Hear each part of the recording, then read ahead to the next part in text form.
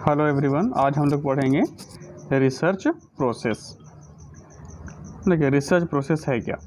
Research process consist of series of actions और steps necessary to effectively carry out research. तो देखिए, research को effective way में carry करने के लिए बहुत सारे स्टेप्स फॉलो करने पड़ते हैं। उन सारे स्टेप्स को हम लोग बोलते हैं research process. The following order concerning various steps provides a useful procedural guideline regarding the research process। ये जो नीचे ऑर्डर बताए गए हैं जो कि रिसर्च प्रोसेस में फॉलो करने हैं, उनको ये बताया है। तो देखिए कौन कौन से यहाँ पे स्टेप्स फॉलो करने पड़ते हैं। फर्स्ट है formulating the research problem. Second है extensive literature survey. Third, developing the hypothesis। Fourth, preparing the research design। Fifth, determining sample design। Sixth, collecting the data। Seventh, execution of the project। Eight, analysis of data। Nine, hypothesis testing। 10, generalization and interpretation। And last 11th, preparation of the report और presentation of the result. अब one by one सबको deal करते हैं। First step, formulating the research problem. ये देखिए, और सबसे पहले हम लोगों को ये एक जिस प्रॉब्लम के बारे में रिसर्च करना है, पहले उस प्रॉब्लम को ढूंढना पड़ेगा, मतलब एक प्रॉब्लम क्रिएट करना पड़ेगा जिसके ऊपर हम लोग रिसर्च करना चाहते हैं। पढ़ते हैं इसे।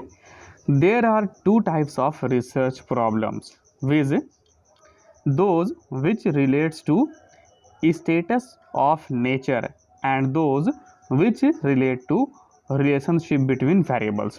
तो अब यहाँ पे दो तरह के मेनली रिसर्च प्रॉब्लम होते हैं। विज नेमली उनका नाम बताया। पहला है जो कि रिलेटेड है स्टेट्स ऑफ नेचर, जो प्रकृति उसकी उस स्थिति से, और दूसरा क्या है those which relate to relationship between variables. दूसरा है जो डिफरेंट वेरिएबल है, मान लो दो सीरीज है, सीरीज एक्स सीरीज वाई, तो दो वेरिएबल हो गया, अब उनके बीच का रिलेशनशिप कैसा है, तो उस तरीके के प्रॉब्लम हो सकते हैं। The researcher must decide the general area of interest और aspect of a subject matter that he would like to inquire into.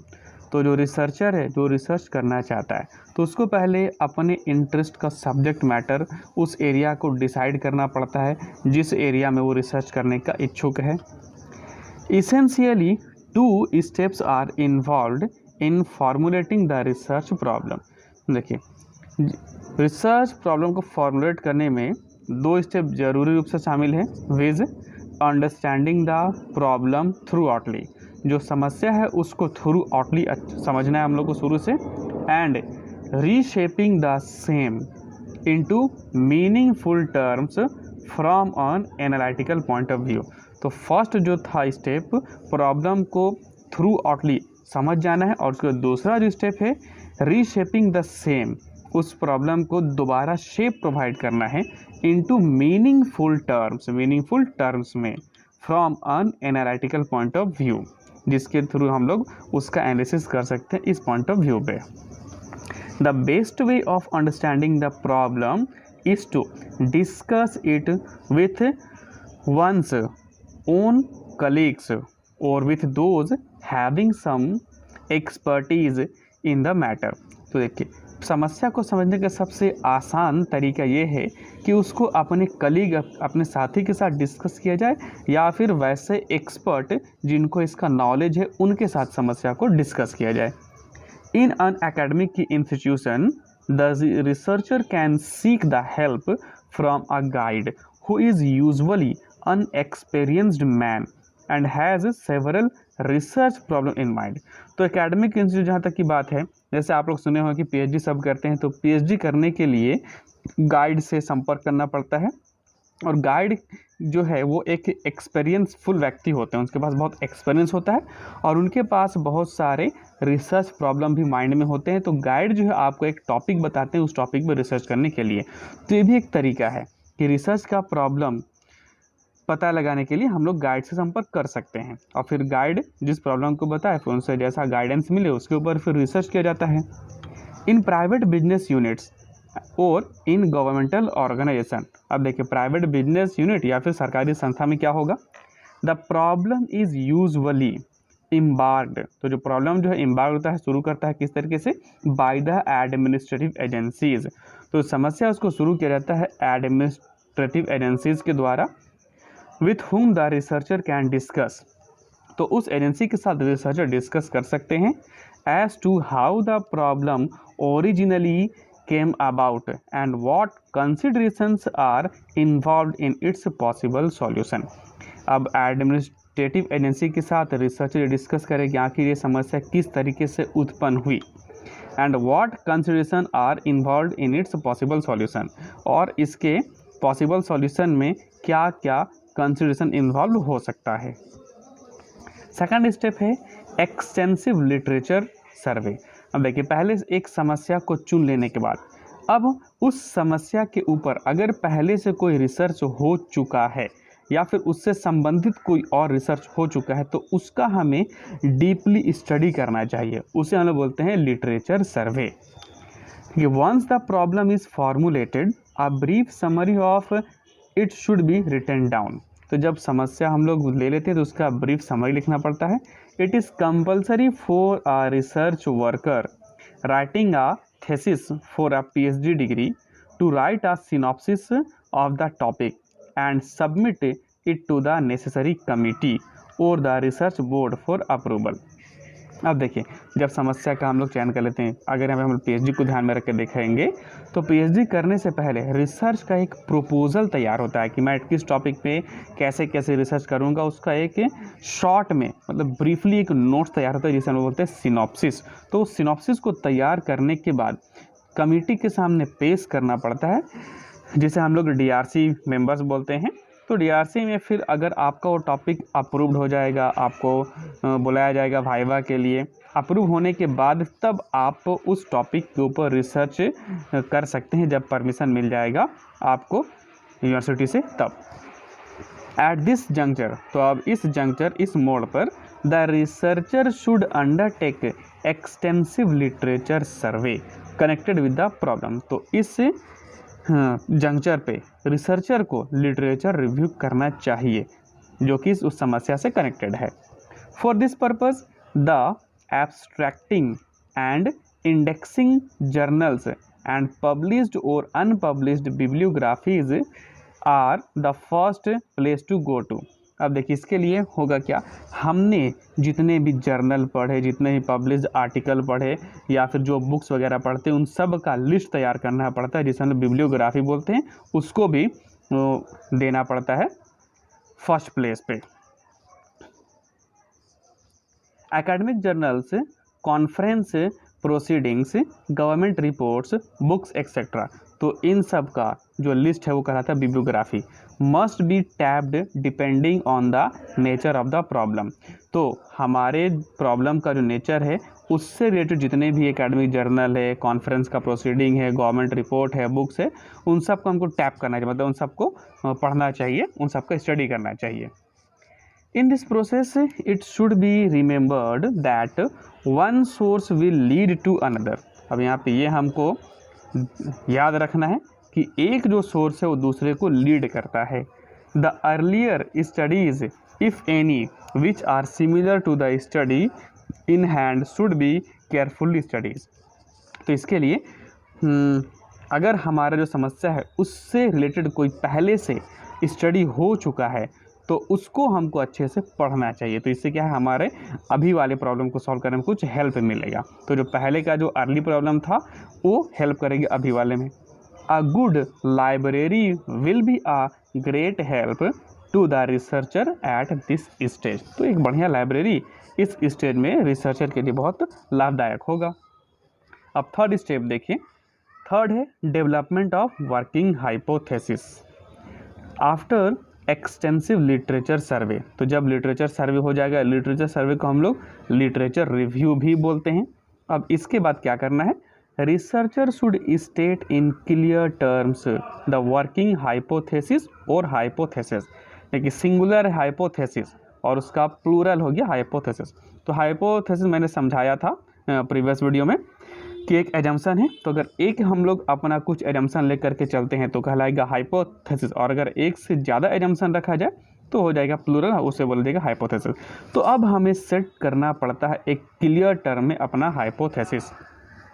Working hypothesis is tentative assumption. तो जो वर्किंग हाइपोथेसिस है ये टेंटेटिव है, मतलब फिक्स नहीं है, टेंटेटिव एजम्पशन है, made in order to draw out and test its logical or empirical consequences.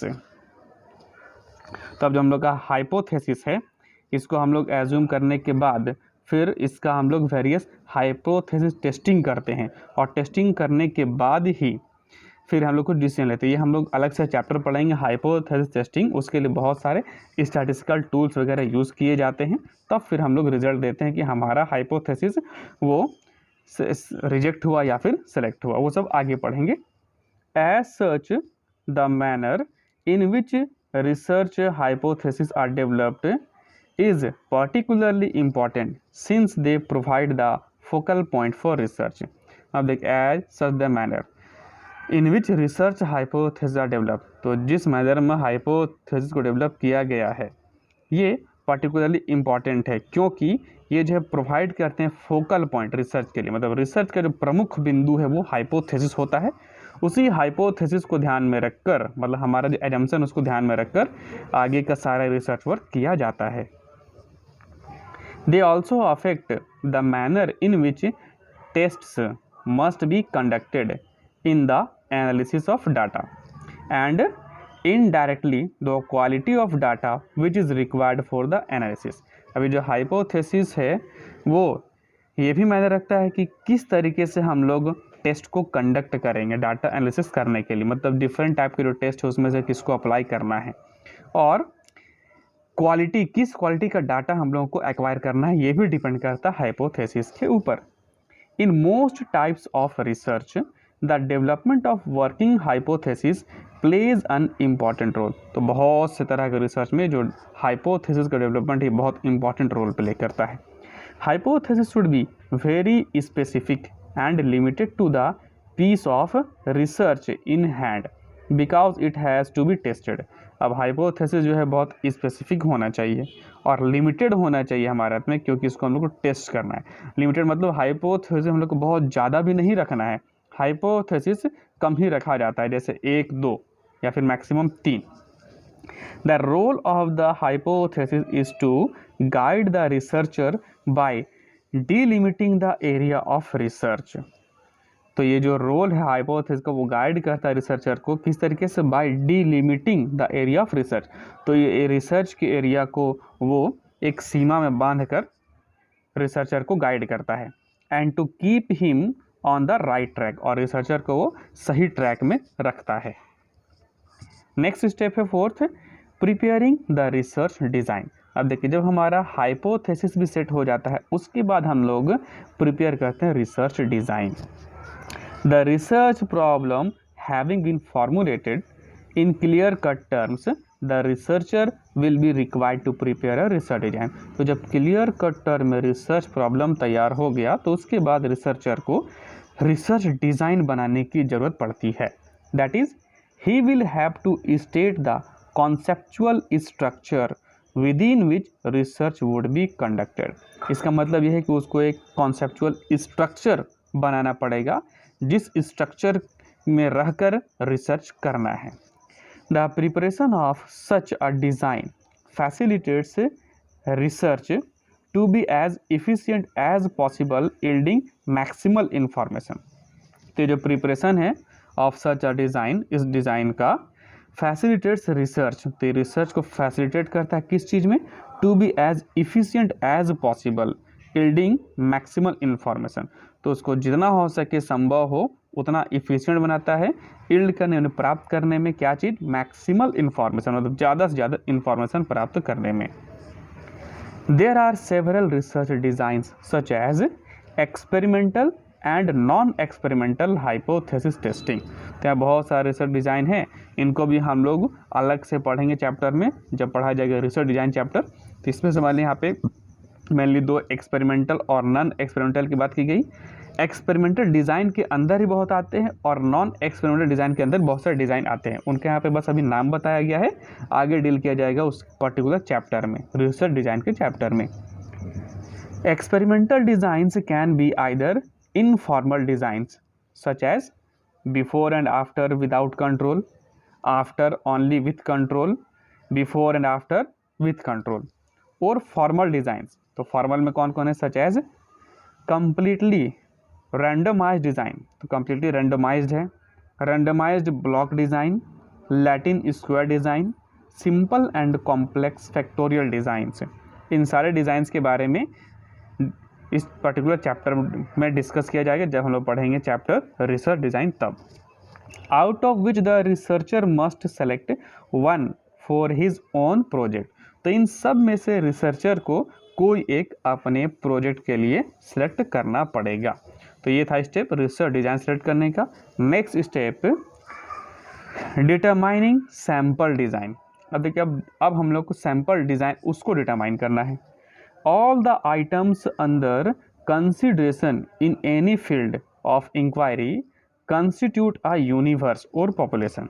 अब देखिए, हम लोग अगर किसी भी फील्ड पे कुछ इंक्वायरी करना चाहते हैं तो उस फील्ड में अवेलेबल जितने भी टोटल आइटम, उस टोटल को हम लोग बोलते हैं यूनिवर्स या फिर पॉपुलेशन बोलते हैं। A complete enumeration of all the items in the population is known as a census inquiry। अगर उस पूरे आइटम का हम लोग इंक्वायरी करेंगे तो इससे हम लोग सेंसस इंक्वायरी बोलते हैं। जैसे कि मान लीजिए, अगर भारत की जनसंख्या, उसका जनगणना करना हो, सेंसस करना हो, तो उस भारत में जितने भी व्यक्ति हैं सारे व्यक्ति को बोला जाएगा मिलाकर ये पॉपुलेशन या फिर ये यूनिवर्स है। और अगर एक एक आदमी का इंक्वायरी किया जाए तो इस इंक्वायरी को सेंसस इंक्वायरी बोलते हैं। Census inquiry is not possible in practice under many circumstances. तो बहुत सारे सर्कमस्टांसेस में सेंसस इंक्वायरी पॉसिबल नहीं है। For instance, blood testing is done only on sample basis. अब यहाँ पे एग्जांपल लिया गया कि ब्लड का जो टेस्टिंग होता है सिर्फ सैंपल पे। ऐसा तो नहीं है कि अगर किसी को ब्लड टेस्ट करवाना है तो डॉक्टर जो है बॉडी से पूरा का पूरा ब्लड निकाल लेता है उसके बाद टेस्ट करता है, नहीं। तो जो पूरा ब्लड है बॉडी में उसे बोला जाएगा यूनिवर्स या फिर पॉपुलेशन। अब उसमें से थोड़ा सा जो निकाला गया टेस्ट करने के लिए, उस थोड़े से मात्रा को हम बोलते हैं sample. Hence, quite often we select only a few items from the universe for our study purpose। तो इसलिए हम लोग जो पूरे यूनिवर्स में, पूरे पॉपुलेशन में जितने भी आइटम है उसमें से थोड़ा सा हम लोग सेलेक्ट करते हैं अपनी स्टडी के लिए। जैसे ब्लड टेस्ट करने के लिए थोड़ा सा ब्लड को चूज़ किया गया, वो सैंपल है, उस ब्लड के थ्रू स्टडी किया जाएगा। The items so selected constitute what is technically called a sample. तो जो आइटम को सिलेक्ट किया गया टेक्निकली उसे हम लोग बोलते हैं sample. The researcher must decide the way of selecting a sample और what is popularly known as the sample design. तो जो रिसर्चर है उसको डिसाइड करना पड़ता है कि किस तरीके से वो सैंपल को सेलेक्ट करेगा, वही कहलाता है सैंपल डिज़ाइन। एग्जाम्पल दिया 10, the plan to select 12 of a cities 200 drug stores in a certain way. तो अगर किसी शहर में अगर 200 ड्रग स्टोर्स हैं, दवा की दुकानें हैं, अगर उसमें से 12 को सेलेक्ट किया गया उसका plan in a certain way constitutes a sample design. तो जिस तरीके से हम लोग 12 को सेलेक्ट किए तो जो भी डिज़ाइन रहा उसे हम बोलते हैं sample design. Samples can be either probability samples और नॉन प्रोबेबिलिटी सैंपल्स। देखिए, ये जो डिफरेंट टाइप्स ऑफ सैंपल्स है ये भी इसका डीपली स्टडी किया जा सकता है सैंपल टॉपिक के अंदर में। तो सैंपल ये प्रोबेबिलिटी सैंपल्स भी हो सकते हैं और नॉन प्रोबेबिलिटी सैंपल्स भी हो सकते हैं। With probability samples, each element has a known probability of being included in the sample। तो जब प्रोबेबिलिटी सैंपल की हम लोग बात करें तो यहाँ पे हर एक एलिमेंट का एक प्रोबेबिलिटी हम लोगों को पता होता है जिसको सैंपल में इंक्लूड किया गया है। But the non probability samples do not allow the researcher to determine this probability. लेकिन जो नॉन प्रोबेबिलिटी सैंपल्स है वो रिसर्चर को अलाउ नहीं करते हैं कि आप इसका प्रोबेबिलिटी को तय कर दो। Probability samples are those based on simple random sampling. अब देखिए यहाँ पे टाइप्स ऑफ सैंपल है, उसको नीचे बता रहा है कि उसमें से कौन कौन प्रोबेबिलिटी सैंपल्स और कौन नॉन प्रोबेबिलिटी सैंपल्स है। ये टाइप्स ऑफ सैंपल्स उस सैंपल के टॉपिक में डीपली स्टडीज का किया जा सकता है। देखिए probability samples are those based on simple random sampling, तो सिंपल रैंडम सैम्पलिंग ये प्रोबेबिलिटी है। Systematic sampling, stratified sampling, cluster और area sampling, whereas non probability samples are those based on, तो नॉन प्रोबेबिलिटी उसमें ये है convenience sampling, judgement sampling and quota sampling technique. Next step है collecting the data. In dealing with any real life problem, it is often found that data at hand are inadequate। तो जब हम लोग real life के किसी problem के साथ deal करते हैं तो जनरली ये पाया जाता है कि हमारे पास जो डाटा है हाथ में वो पर्याप्त मात्रा में नहीं है। And hence it becomes necessary to collect data that are appropriate. तो अब ज़रूरी हो जाता है कि जो डाटा प्रासंगिक है हम लोग उसका कलेक्शन करें। There are several ways of collecting the appropriate data, which differ considerably in context of money, cost, time, and other resources at the disposal of the researcher। तो there are several ways of collecting the appropriate data। यहाँ पे appropriate data collect करने के बहुत सारे तरीके हैं। which differs considerably, तो जो कि बहुत हद तक डिफर करते हैं किस कॉन्टेक्स्ट में, in context of money, cost, time and other resources at the disposal of the research. तो रिसर्च का डिस्पोजल करने में, रिसर्च को पूरा करने में ये सब बहुत सारे मैटर अलग अलग हो जाते हैं सारे वेज। तो किसी जो सबसे बेहतर वेज होगा डाटा कलेक्ट करने का उसी वे से हम लोग डाटा को कलेक्ट करेंगे। Primary data can be collected either through experiment और थ्रू सर्वे। अगर प्राइमरी डाटा कलेक्ट करना है तो खुद से एक्सपेरिमेंट कर या फिर सर्वे करके हम लोग उसको कलेक्ट कर सकते हैं, जबकि सेकेंडरी डाटा वो तो अवेलेबल रहेगा कहीं से भी, उसको हम लोग उठा लेंगे पब्लिश्ड सोर्स से। If the researcher conducts an experiment, he observes some quantitative measurements और the data with the help of which he examines the truth content in his hypothesis. तो अगर रिसर्चर कोई एक्सपेरिमेंट करता है तब वो ऑब्जर्व करेगा सम क्वांटिटेटिव मेजरमेंट्स, कुछ क्वांटिटेटिव मेजरमेंट को ऑब्जर्व करेगा, फिर उसको लिख लेगा। और the data with the help of which he examines the truth content in his hypothesis. तो क्वांटिटेटिव मेजरमेंट को ऑब्जर्व करके लिखे या फिर उस डाटा को लिखे जो उसको डाटा मिलेगा, जिसके थ्रू उसको अपना हाइपोथेसिस का प्रमाण, हाइपोथेसिस को प्रूफ करना है सही है कि नहीं है वो। तो ये हो गए। नेक्स्ट स्टेप है एग्जीक्यूशन ऑफ द प्रोजेक्ट। तो अब जो उसका प्रोजेक्ट है उसको एग्जीक्यूट करना है, उसको लागू करना है। देखिए execution of the project is a very important step in the research process. तो ये बहुत इंपॉर्टेंट प्रोसेस है।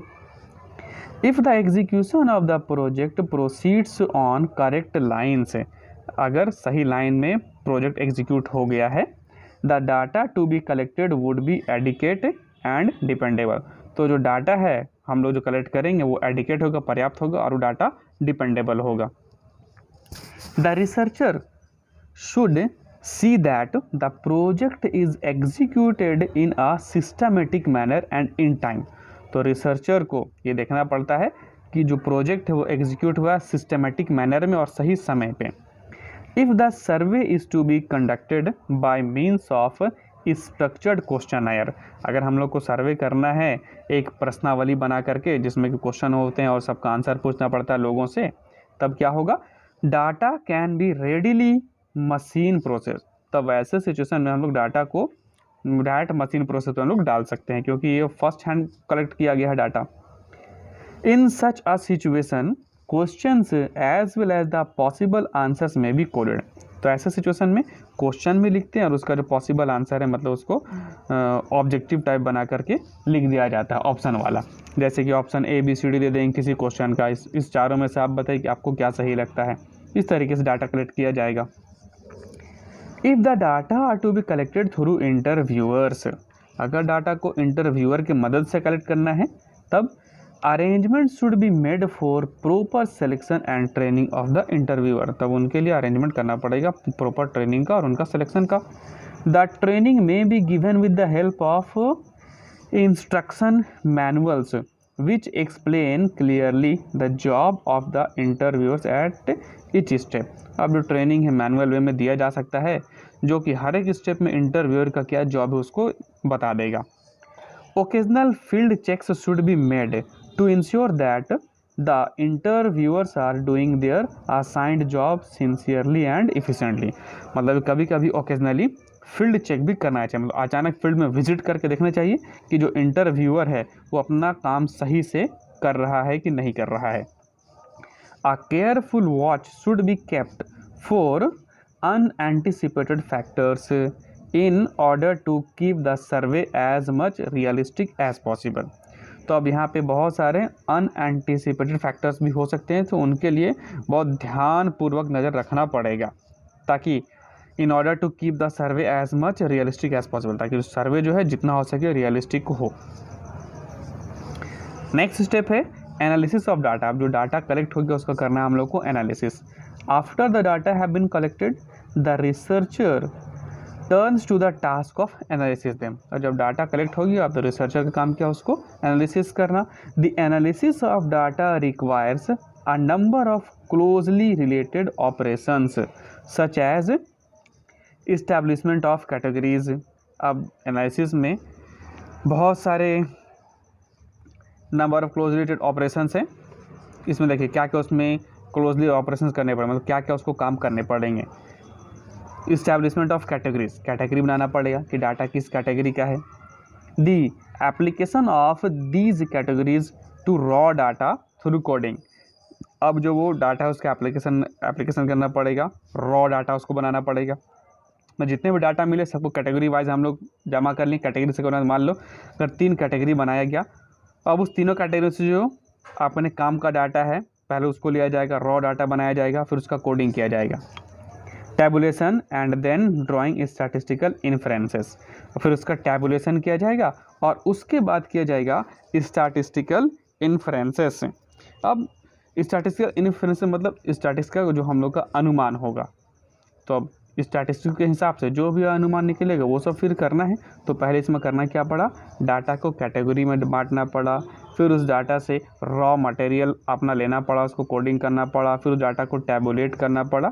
अब उसका स्टैटिस्टिकल इन्फ्रेंस किया जाएगा, मतलब सांख्यिकी अनुमान फिर लगाया जाएगा। इसमें देखें होता क्या है, in the process of analysis relationships और differences supporting or conflicting with original or new hypothesis should be subjected to test of significance to determine with what validity data can be said to indicate and conclusions। इसमें बताया in the process of analysis में relationship और difference, अगर मान लिया बहुत सारा data है उसमें कुछ बहुत मिलता जुलता संबंध भी होगा या फिर कुछ ऐसा होगा जो बिल्कुल दोनों में अलग अलग होगा, तो उसमें क्या समानता है रिलेशनशिप हम लोग वो पता लगाएंगे और उसमें क्या डिफरेंस है वो भी पता लगाया जाएगा। और कन्फ्लिक्टिंग विथ ओरिजिनल और न्यू हाइपोथेसिस, और जो हम ये सब जो कुछ है जो हमारा ओरिजिनल या फिर न्यू हाइपोथेसिस था, मतलब जो हमारा एजम्पशन है उससे मिलता जुलता रिलेशनशिप हो गया, और अगर उससे कुछ अलग हो तो क्या हो गया, कन्फ्लिक्ट हो गया। उन सबको पता लगाना है और फिर टेस्ट किया जाएगा। Should be subjected to test of significance. अब देखिए यहाँ पे एक वर्ड आया है टेस्ट ऑफ सिग्निफिकेंस। ये जो सिग्निफिकेंस लेवल है जब हम लोग पढ़ेंगे हाइपोथेसिस टेस्टिंग तो वहाँ पे बताया जाएगा सिग्निफिकेंस लेवल होता है हाइपोथेसिस टेस्ट करने का। तो यहाँ पे वो ज़्यादा फिर क्लियर होगा, तब बताया जाएगा इसे। The researcher can analyse the collected data with the help of various statistical measures. तो स्टैटिस्टिक्स के बहुत सारे मेजर्स हैं, वो भी आगे आएगा, भी उनका नाम बता दिया जाएगा। 9th है हाइपोथेसिस टेस्टिंग। तो यहीं पे आ रहा है वो बहुत सारे स्टैटिस्टिकल क्या क्या मेजर्स हैं, पढ़ते हैं इसे। After analysing the data the researcher is in a position to test the hypothesis if any. देखिए अगर कोई हाइपोथेसिस है तो डाटा एनालिसिस करने के बाद रिसर्चर हाइपोथेसिस को टेस्ट करने के पोजीशन में होता है। ही हैड फॉर्मेटेड अर्लियर, अगर कोई हाइपोथेसिस उसने पहले बनाया है, अगर नहीं बनाया तो फिर टेस्ट नहीं होगा, उसका फिर दूसरा बताएंगे क्या होगा। Do the facts support the hypothesis और they happen to be contrary, तो क्या जो फैक्ट्स हमारा फैक्ट्स मिला वो हाइपोथेसिस को सपोर्ट करते हैं या फिर कॉन्ट्ररी है, या फिर इसमें कुछ विवाद है, यानी सपोर्ट नहीं करते हैं। This is the usual question which should be answered while testing hypothesis, तो एक यूजुअल क्वेश्चन है जिसका आंसर देना पड़ेगा जब हम लोग टेस्ट करेंगे हाइपोथेसिस को। तो हाइपोथेसिस का यही होगा, या तो सपोर्ट करेगा तो फिर सपोर्ट नहीं करेगा। अगर सपोर्ट कर दिया तो हम लोग बोलते हैं हाँ हमारा हाइपोथेसिस सही था, तो उसे हम लोग करते हैं एक्सेप्ट, और सपोर्ट नहीं किया तो बोलेंगे हमारा हाइपोथेसिस गलत था, तो वो हो जाता है reject. Various test such as, अब देखिए बहुत सारे टेस्ट उनका नाम यहाँ पे लिया है, chi square test, T test, F test, Z test, ANOVA, ANOVA का फुल फॉर्म है analysis of variance, have been developed by statisticians for the purpose, तो सांख्यिकी विद जो है इस उद्देश्य से ये बहुत सारे सांख्यिकी के जो टूल्स हैं वो सब डेवलप किए हैं। इसमें से किसी भी टूल को हम लोग फिट करके अपना हाइपोथेसिस का टेस्टिंग कर सकते हैं। द हाइपोथेसिस में be tested through the use of one और मोर ऑफ सच टेस्ट, अब हाइपोथेसिस को हम लोग एक या एक से ज़्यादा को यूज़ करके टेस्ट कर सकते हैं, depending upon the nature and object of research inquiry, जो कि डिपेंड करेगा रिसर्च के नेचर पे और उसके ऑब्जेक्ट के ऊपर। Hypothesis testing will result in either accepting the hypothesis और इन रिजेक्टिंग इट, तो डिपेंड करता है दो ही बात में, या तो एक्सेप्ट या तो reject. If the researcher had no hypothesis, अगर हाइपोथेसिस था ही नहीं रिसर्चर के पास तो स्टार्ट विथ जिससे वो शुरू करे, तब क्या होगा, generalization established on the basis of data may be stated as hypothesis to be tested by subsequent researcher in times to come, तो जो जनरलाइजेशन जो सामान्यीकरण इस्टेब्लिश किया, मतलब अब वो एक थ्योरी डेवलप करेगा, जिसके पास कोई हाइपोथेसिस नहीं होता है ना, वो स्टडी करने के बाद एक जनरलाइजेशन एक थ्योरी डेवलप करता है, और वो थ्योरी फिर बाद में जाके कोई दूसरा रिसर्चर उस थ्योरी के ऊपर और भी रिसर्च करे तो फिर वो प्रूव कर सकता है कि ये जो थ्योरी है वो सही या फिर गलत है। तो बाद में इस जनरलाइज्ड थ्योरी के ऊपर रिसर्च हो सकता है और फिर इसको रिजेक्ट या फिर एक्सेप्ट किया जा सकता है। नेक्स्ट स्टेप है generalisation and interpretation. If a hypothesis is tested and upheld several times, it may be possible for the researcher to arrive at generalization, that is to build a theory। तो जैसा पहले बताया, अगर कोई hypothesis test किया और upheld किया सर्वे, मतलब अगर किसी को हाइपोथेसिस टेस्ट नहीं करना है तो अपने स्टडी के थ्रू कोई एक थ्योरी भी डेवलप कर सकता है। ज़रूरी नहीं कि हर रिसर्च में हाइपोथेसिस ही टेस्ट किया जाए, किसी रिसर्च में हाइपोथेसिस को टेस्ट नहीं करके अपना एक थ्योरी भी डेवलप किया जाता है, तो वही बाद में बन जाता है hypothesis, that is to build a theory, तो थ्योरी बिल्ड हो जाएगा। As a matter of fact the real value of research lies in its ability to arrive at certain generalisation, तो जो फैक्ट मैटर में जो रियल वैल्यू होता है research का, वो किसी जनरलाइजेशन सामान्यीकरण पर पहुंचना, वो इसके ऊपर डिपेंड करता है, मतलब कोई थ्योरी डेवलप करना उसके ऊपर डिपेंड करता है। If the researcher had no hypothesis to start with, अगर रिसर्चर के पास कोई थ्योरी नहीं था शुरू करने के लिए, he might seek to explain his findings on the basis of some theory, तो अपना जो फाइंडिंग को थ्योरी के जैसे वो बता देगा। ऊपर में अगर हाइपोथेसिस है तो उसको टेस्ट करेगा, अगर हाइपोथेसिस नहीं है तो फिर वो थ्योरी डेवलप कर देगा। It is known as interpretation, तो इसे हम लोग बोलते हैं interpretation. The process of interpretation में क्वाइट ऑफ एंड ट्रिगर ऑफ न्यू क्वेश्चंस, तो अब जो प्रोसेस इंटरप्रिटेशन का ये क्वाइट ऑफ एंड ट्रिगर ऑफ न्यू क्वेश्चन, तो ये नया क्वेश्चन का शुरुआत कर देता है, विच इन टर्न में लीड टू फर्दर रिसर्चेज, अब जिसका परिणाम ये होगा कि इसके कारण बाद में फ्यूचर में और भी कोई रिसर्च किया जा सकता है।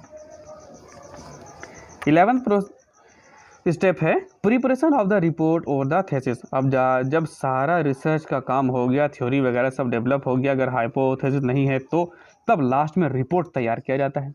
अब रिपोर्ट तैयार करने को देखें, finally the researcher has to prepare the report of what has been done by him. तो उसने क्या किया, उसका रिपोर्ट बनाना है।